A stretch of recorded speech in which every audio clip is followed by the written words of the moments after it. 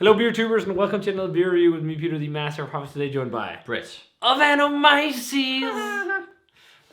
Checking out another beer. Yeah, because that's what we do on this channel. Another glass of juice.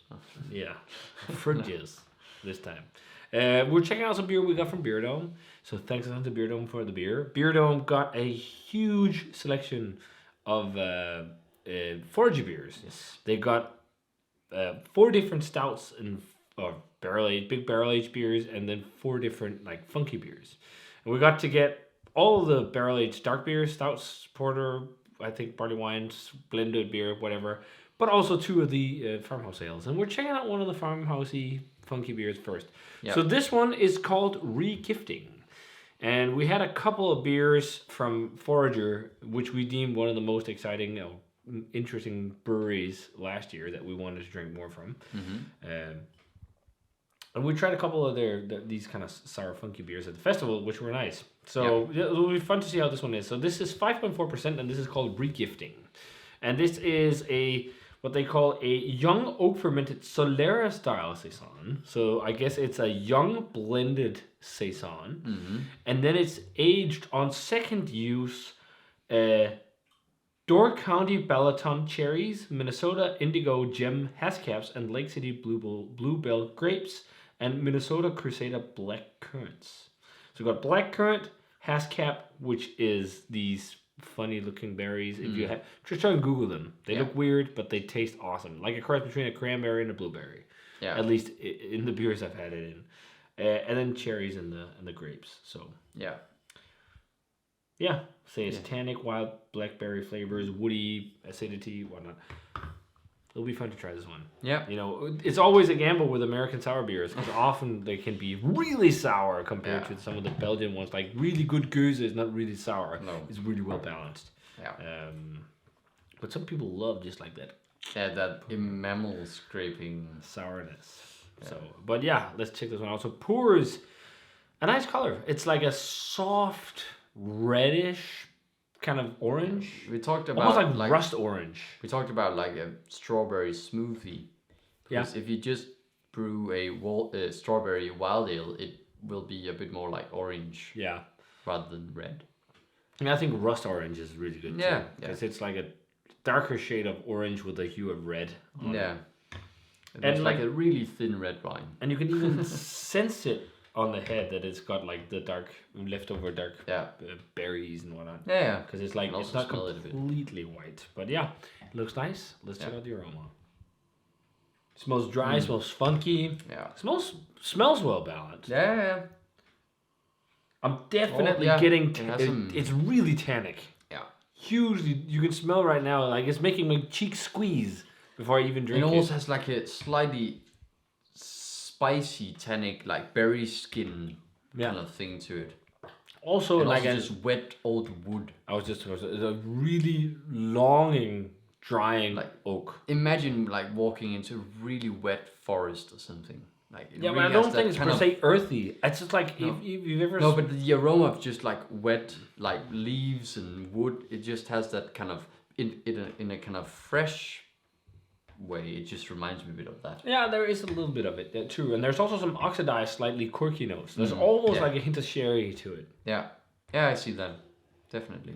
But I'd say like you can't necessarily pinpoint the specific fruits. No, it's just like oxidized, aged mixed berry. Yeah, there's also this slightly dusty kind of element, but with high tannins. Yeah. And again, I guess that has to do with like the oxidation, but oxidative is probably more the right word, oxidative character. But yeah, smells really good. Let's give it a taste. Cheers, and thanks to Beerdome for the beer.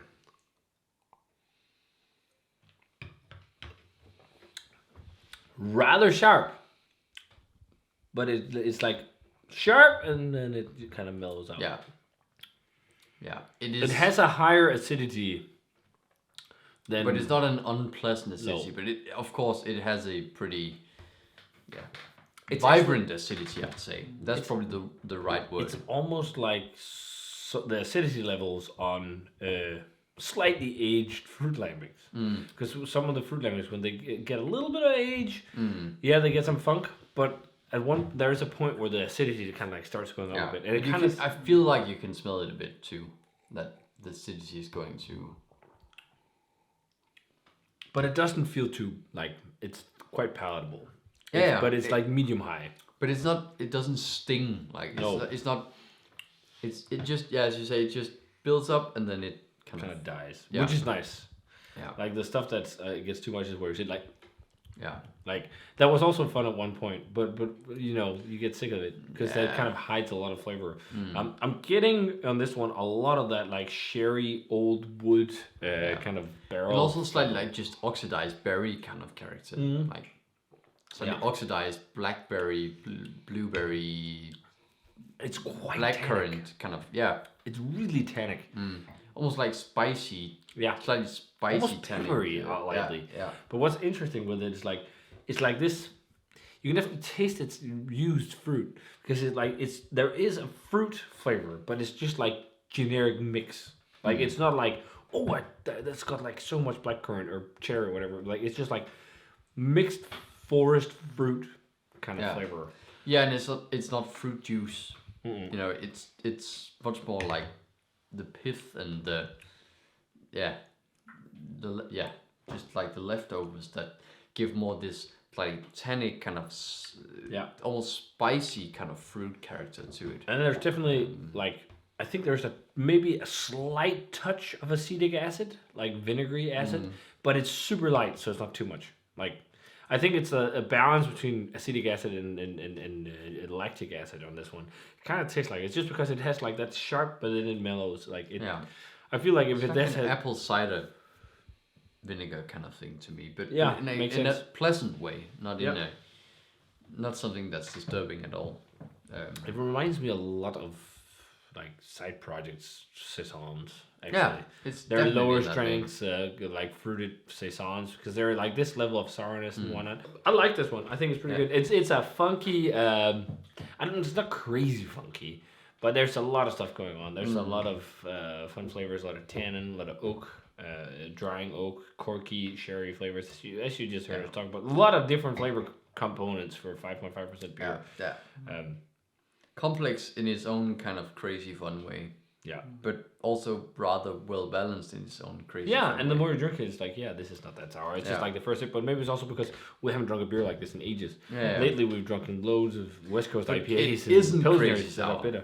No, it's not. It's not. But I think the first sip seemed like, it's a bit sour, just because we haven't drunk something like this in a while. Yeah. Maybe besides the odd Goose.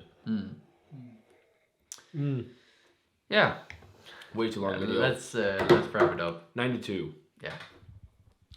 It's really tasty. I love to taste the berries more and have more distinct flavors from each edition, but it also really works in this way.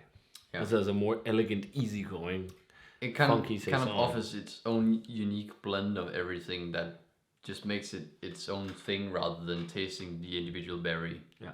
It's just like, everything gets mixed together and creates these unique, slightly weird flavors that somehow work. Yeah. So we have another one of the funky ones, and I think that's just a straight saison. Okay. A little stronger, but no fruit at all, as far as I remember. That sounds nice. Yeah. But this was also really nice. So if you guys had a chance to try regifting from Forager, let us know what you thought of it. This is probably still available some places in Europe. I mean, this got distribution in Europe, so maybe some bottle shops or whatnot have it. I mean, I know it was really limited amounts of all the beers that they got from Forager, but I think this is, especially the saisons and whatnot, is something that's something you can find. Yeah. So, but if you guys already had this one, let us know what you thought of it. And as always, remember to comment, subscribe, check out the Facebook fan page and Twitter and Instagram. Give this video a thumbs up if you enjoyed it. Ring the bell for future notifications about videos and work on the site. Cheers. Yes. Cheers. And see you guys in another beer review.